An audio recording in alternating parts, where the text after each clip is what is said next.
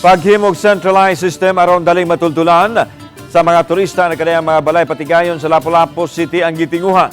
Matod ni Lapu-Lapu City Acting Tourism Officer Garry, ubay-ubay na nga mareklamo ang nadawat sa buhatan kabahin sa mga gitawag og hupo-hupo kon dili lehitimong mga tour guides ang mikatap karon sa dakbayan.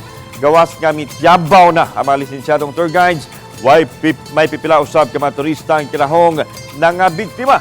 Subay ni gidasig nila ang tanang 429 ka mga balay patigayon sa Lapu-Lapu City nga ubos sa tourism industry nga malukat og Certificate of Accreditation gikan sa City Tourism Office.